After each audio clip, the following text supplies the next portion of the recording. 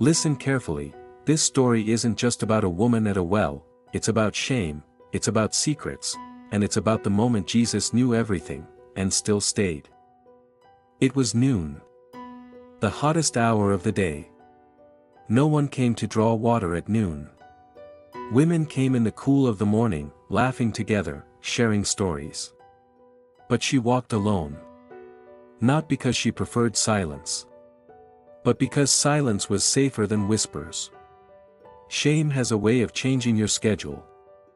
And today, like every day, she hoped no one would be there. She had learned to avoid eye contact. In her village, people didn't just see her, they judged her. 5 marriages. 5 broken homes. And the man she lived with now wasn't her husband. Every mistake followed her like a shadow. The well was the only place she could breathe. But even there, the weight of her past walked beside her. As she approached the well, she froze. A man was sitting there. Alone. A Jewish man. That alone was unusual. Jews avoided Samaritans. They didn't speak to them. They didn't sit with them. They didn't ask them for anything. She considered turning back. But the heat was unbearable, and so was the thirst. She kept her head down as she reached for the rope. Then he spoke. "Will you give me a drink?" His voice was calm. Not harsh. Not mocking. Just simple. She looked up in shock. Jewish men did not speak to Samaritan women. Especially not women like her. Something about his eyes made her pause. "How is it that you, a Jew, ask a drink from me?" She replied carefully. She expected silence. Or insult. Or dismissal. But instead, he answered in a way she did not expect. "If you knew the gift of God, and who is asking you, you would have asked him, and he would have given you living water." Living water? She glanced at the deep well. It had been there for generations. Her father had drawn from it. His father before him. The rope in her hand felt rough against her palm. "Sir," she said carefully, "you have nothing to draw with, and the well is deep. Where do you get this living water?" She wasn't mocking him. She was confused. But something inside her leaned closer. He didn't argue. He didn't defend himself. He simply said, "Everyone who drinks this water will be thirsty again. But whoever drinks the water I give will never thirst." His words didn't sound religious. They sounded personal. Like he wasn't talking about wells or buckets at all. Like he was talking about something deeper, something she had tried to fill for years. Thirst. That word hit her harder than she expected. She had been thirsty her whole life. Thirsty for love. Thirsty for security. Thirsty for acceptance. 5 marriages were not proof of romance, they were proof of searching. Searching for something that never stayed. Something that never satisfied. And now this stranger was speaking as if he knew her story. "Sir," she replied quickly, almost desperately, "give me this water so I won't be thirsty and won't have to keep coming here." She didn't fully understand what he meant. But she knew she was tired. Tired of walking alone. Tired of whispers. Tired of trying and failing. If this man had something different, she wanted it, then his tone shifted slightly. Not harsh. Not condemning. Just direct. "Go, call your husband, and come back." The words felt like a sudden spotlight. Her chest tightened. This was the part she avoided. The part everyone used against her. The part she hid from strangers. And now this Jewish man had stepped directly into it. "I have no husband," she answered. It was true. But it was also incomplete. She expected judgment. A sermon. A cold stare. Instead, he nodded gently. You are right when you say you have no husband. You have had 5, and the man you now have is not your husband." He spoke facts, but without cruelty. Her heart pounded. How did he know? No one from Judea knew her past. No traveler would know the details of her failed marriages. He had not accused her. He had not insulted her. He had simply revealed the truth, calmly, clearly, without hatred. And somehow that made it more powerful. Most people used her story to shame her. This man used her story to reach her. There was no disgust in his eyes.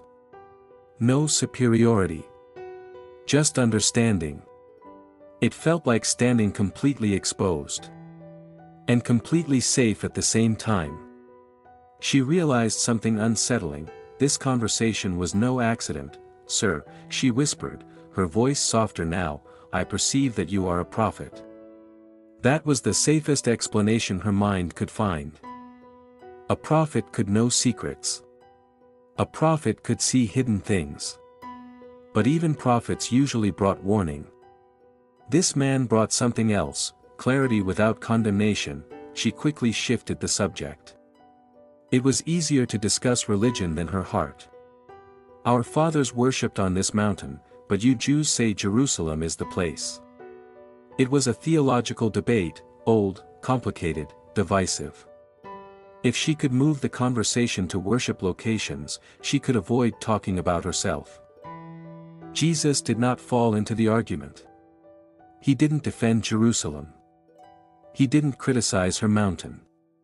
Instead, he lifted the conversation higher. "Believe me," he said gently, "a time is coming when you will worship the Father neither on this mountain nor in Jerusalem." It wasn't about location. It was about something far deeper than geography. She had spent her whole life being told where she did not belong. Not in proper society. Not in respected homes. Not in sacred places. But now this man was saying worship would not be limited by place at all. That something new was coming.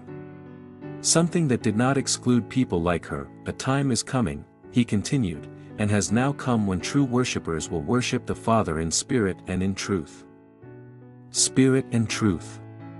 Not ritual. Not reputation. Not perfection. Spirit and truth. For the first time in years, she felt like maybe. Just maybe. God was not avoiding her. Most conversations about God made her feel smaller. This one made her feel seen. She wasn't being told to prove herself. She wasn't being asked to clean up first.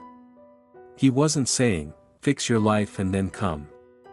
He was speaking as if she could come as she was, thirsty, broken, exposed. She studied his face. There was no hurry in him. No discomfort. No hidden agenda. Just calm authority. She sensed she was standing on the edge of something important. Something bigger than water. Bigger than shame. Bigger than her village. The air around the well felt different now, heavy with meaning. "I know that Messiah is coming," she said quietly, almost defensively. "When he comes, he will explain everything to us." It was the safest religious answer she could give. Messiah would solve confusion. Messiah would settle arguments. Messiah would make sense of things. Until then, life would just remain complicated. Then he said words no one expected to hear it that well. Words that would echo in her memory forever. "I, the one speaking to you, I am he." No dramatic thunder. No crowd. No temple ceremony. Just a simple declaration beside a dusty well in the heat of noon. Her breath caught. Messiah. Speaking to her. Not to priests. Not to scholars. Not to leaders. To her. A Samaritan woman with a complicated past. Of all the people he could have revealed himself to, he chose this moment. This place. This conversation. At that exact moment, his disciples returned. They were surprised to find him talking to a woman. But no one asked questions. The silence around them felt charged. She barely noticed their confusion. Her thoughts were racing too fast. She looked at her water jar. The reason she came. The reason she endured the heat. And suddenly it felt irrelevant. She had come for water. She was leaving with something else entirely. Something she had never expected to find. Without fully thinking it through, she left the jar behind. That small detail mattered. The jar represented routine. Survival. Habit. But she no longer needed to hide in routine. She had encountered truth. And truth demanded movement. She ran back toward the village, the same streets she used to avoid. The same people who whispered. The same doors that had closed. Fear didn't control her steps this time. Urgency did. "Come, see a man who told me everything I ever did." She shouted. Notice what she didn't say. She didn't say, "He judged me." She didn't say, "He condemned me." She said, "He told me everything." And somehow that knowledge felt freeing, not crushing. The village paused. Curiosity spread quickly. The woman they had dismissed was now bold. The woman who avoided crowds was now calling them together. Something had changed in her voice. Something undeniable. Could this be the Messiah? She asked them. Not with arrogance. Not with certainty. But with hope. The same people who once saw only her failures were now listening to her testimony. They followed her back toward the well. Skeptical, curious, cautious. But they went. Because transformation is hard to ignore. When someone who lived in shame suddenly walks in confidence, people notice. Meanwhile, the disciples urged Jesus to eat. He replied, "I have food you know nothing about." They misunderstood, as people often do. But Jesus was focused on something bigger than bread. A harvest was forming, and it was not made of wheat. He looked toward the approaching villagers and said, "Open your eyes and look at the fields. They are ripe for harvest." He wasn't pointing at crops. He was pointing at hearts. Hearts that had been waiting. Hearts that had been thirsty. The villagers arrived and listened to him. Not because of his reputation. But because of her story. One conversation at a well had opened an entire town. Many believed because of her testimony. That alone is remarkable. The woman once known for broken relationships was now known for bringing people to the Messiah. They followed her back toward the well. Skeptical, curious, cautious. But they went. Because transformation is hard to ignore.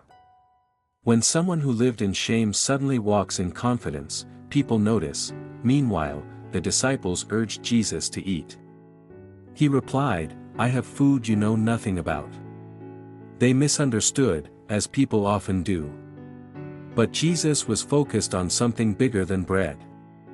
A harvest was forming, and it was not made of wheat. He looked toward the approaching villagers and said, "Open your eyes and look at the fields. They are ripe for harvest." He wasn't pointing at crops. He was pointing at hearts. Hearts that had been waiting. Hearts that had been thirsty. The villagers arrived and listened to him. Not because of his reputation. But because of her story. One conversation at a well had opened an entire town. Many believed because of her testimony. That alone is remarkable. The woman once known for broken relationships was now known for bringing people to the Messiah. He did not ignore her sin. He revealed it. But revelation without rejection is powerful. Truth spoken with love transforms. Living water is not about comfort. It is about renewal. It is about something flowing inside that the world cannot dry up. She came for ordinary water.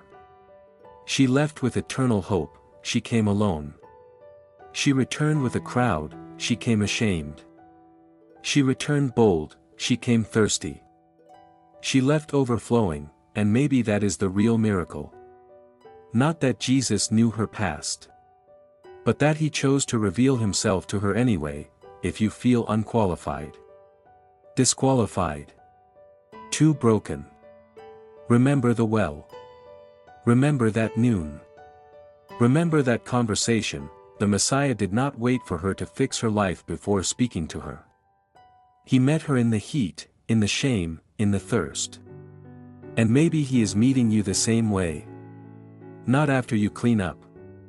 Not after you become perfect. But right now. Because living water is offered to the thirsty, not the flawless.